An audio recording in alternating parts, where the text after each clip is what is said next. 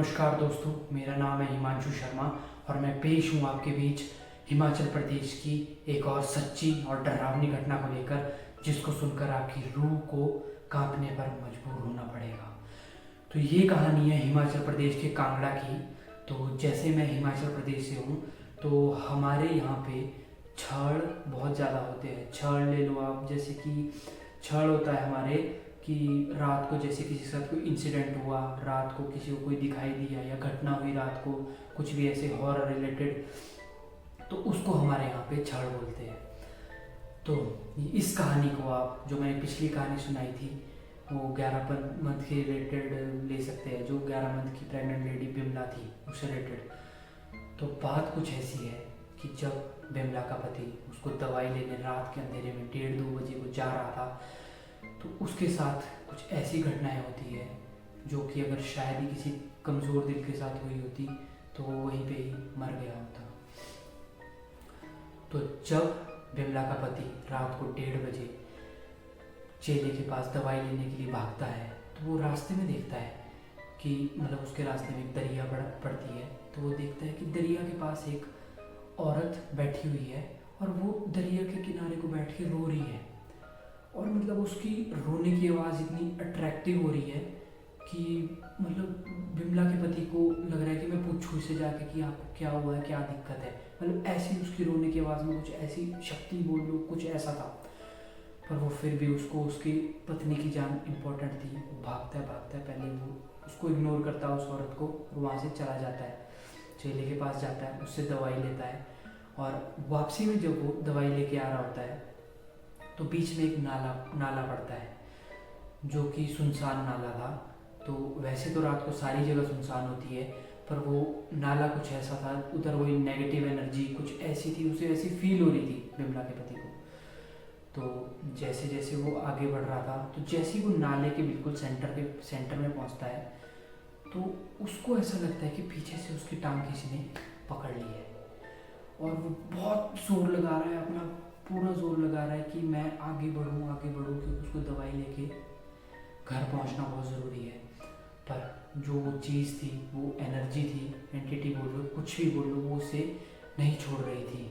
और बिमला के पति का पूरा उधर शौक हो गया था ऐसे। पर एक वक्त पे आके उसने अपनी पूरी जान लगा दी कि अब मैं यहाँ से निकलूँगा। और वो अपनी पूरी जान लगाता है और आगे जाके गिरता है, और उसकी दवाई भी हाथ से गिरती है। वो फटाफट उठता है, उस दवाई को उठाता है और भागने लगता है। और उसे ऐसा फील हो रहा है कि जो भी वो चीज़ है वो उसके पीछे भाग रही है, पीछे पीछे आ रही है, टक टक टक टक टक टक, पीछे पीछे उसके भाग रही है। पर वो बिना पीछे मुड़े बहुत ही तेज़ी से भागता है, और एक वक्त पे आके वो साया उसका पीछा छोड़ देता है। वो साया था, जो भी था, वो उसे पकड़ रहा था, उसे जाने से रोक रहा था, कुछ भी हो सकता है। पर वो वहाँ से भाग जाता है, और फिर वो पहुंच जाता है उस जगह पे जहाँ पे दरिया के किनारे वो औरत बैठ के रो रही थी। और वो अभी भी वहीं पे ही रो रही है, और उसी जगह को। तो जैसे मैंने कहा, उसकी रोने की आवाज़ इतनी ज़्यादा उसे मतलब अट्रैक्ट कर रही थी कि वो उसे पूछे कि आपको क्या हुआ है। और वो वहाँ पे चला जाता है, जो कि शायद उसे नहीं जाना चाहिए था, उसको नहीं पूछना चाहिए था रात को। क्योंकि अगर रात को किसी के साथ ऐसा होता है तो उसे नहीं जाना चाहिए। पर वो चला जाता है, और वो परे से पूछता है कि बहन क्या हुआ है, आपको दिक्कत है कोई, मैं आपकी मदद करता हूँ। तो वो औरत बिना पीछे मुड़े सिर्फ एक ही इशारा कर रही थी, दरिया की तरफ को, नीचे को इशारा कर रही थी सिर्फ। उससे कुछ भी पूछने को वो नीचे के लिए इशारा कर रही थी।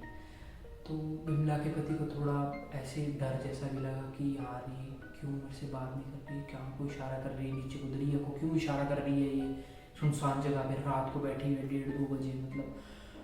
फिर बिमला के पति को कुछ ऐसा आभास होने लगा कि नहीं, शायद ये कुछ गलत है, और मैं यहाँ से चला जाता हूँ। और जैसे ही वो जाने लगता है, वो औरत एकदम से पीछे मुड़ती है, और उसकी शक्ल इतनी ज़्यादा डरावनी थी कि उसकी शक्ल देखकर बिमला के पति की आंखें फटी की फटी रह जाती है, और उसकी ज़बान एकदम सिल जाती है कि उसके मुंह से एक भी शब्द नहीं निकलता है।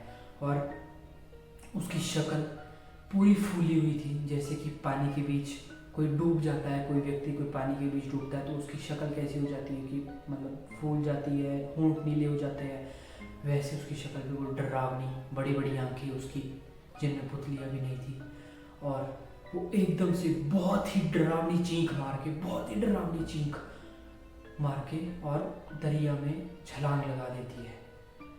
और ये शायद विमला के पति को कुछ मतलब बताना चाह रही हो, या उसे रोकना चाह रही हो, या उसे वहीं मार देना चाहती हो, कुछ भी मतलब। और ये देख के विमला के पति की आंखें फटी की फटी रह गई और उसकी ज़बान एकदम सिल गई थी, पर वो फिर भी हिम्मत करके उसे अपनी पत्नी की जान बचानी थी और वहाँ से भागता है, बहुत ही स्पीड में वहाँ से भागता है, इतनी स्पीड में भागता है कि जो 10 मिनट का रास्ता है वो उसने 2-2.5 मिनट में ही तय कर लिया। तो घर जाके उसका मुंह एकदम सिला हुआ, पर वो दवाई देता है फिर भी। बाकी आगे की कहानी मैंने पिछली वीडियो में सुनाई हुई है, आप वहाँ जाके देख सकते हैं। तो बोलने का मतलब ये है कि अगर आप रात को कहीं बाहर निकलते हैं, स्पेशली कहीं भी रात को सुनसान जगह पे, तो आपके साथ ये क्षण होने के चांसेस बहुत ही ज़्यादा और रेयर होते हैं। और बहुत ही रेयर तो नहीं बोलूँगा, पर बहुत ही ज़्यादा होते हैं। और कोई भी अगर ऐसे रात को निकलता है तो या तो 2-4 लोगों के साथ निकले, अकेला बिल्कुल ना निकले, क्योंकि कई लोग इतने कमज़ोर दिल होते हैं कि उनसे वो सहन नहीं हो पाएगा और वो वहीं पे या तो मर जाएंगे या तो कुछ उनके साथ ऐसा इंसिडेंट हो जाएगा जो उनके ज़िंदगी भर के लिए उनको भुगतना पड़ेगा। आप समझ रहे हो? तो मैं चाहता हूँ इजाज़त दो, पर अगर आप चाहते हैं कि मैं ऐसी और घटनाएं सुनाऊँ और ऐसी सच्ची घटना हिमाचल प्रदेश की या कहीं भी और की सुनाऊँ, तो ये रहा मेरा ईमेल, इंस्टाग्राम और व्हाट्सएप नंबर। आप मुझे यहाँ अपनी कहानियाँ भेज सकते हैं। आपके साथ कभी कोई इंसिडेंट हुआ हो, कभी कुछ भी मतलब आपके साथ हॉरर हुआ हो, मैं सुनाऊँगा उसको अपने चैनल पर, आप मुझे यहाँ पे सेंड कर सकते हैं वो चीज़। और अगर आप यूट्यूब पे देख रहे हैं तो सब्सक्राइब करें, फेसबुक देख रहे हैं तो फॉलो करें, और आने वाली वीडियोज़ के लिए तैयार रहे, क्योंकि आने वाली वीडियो बहुत ज़्यादा खतरनाक और डरावनी होने वाली है। क्योंकि कुछ जो घटनाएं हैं मेरे परिवार वालों के साथ भी घटी है, जो कि बहुत ही ज़्यादा डरावनी है, जो मैं आपको अगली वीडियो में सुनाने वाला हूँ। तो तब तक के लिए मुझे फॉलो करें, सब्सक्राइब करें और शेयर करें इस वीडियो को, क्योंकि ये हिमाचल प्रदेश की सच्ची घटना है और बहुत सारे लोगों के साथ ये हुई होगी। अगर आपके साथ भी हुई तो मुझे शेयर करें। तब तक के लिए मैं इजाज़त चाहूँगा। धन्यवाद मेरी वीडियो देखने के लिए, और बने रहे मेरे चैनल पे और नई सच्ची घटनाओं के साथ। धन्यवाद।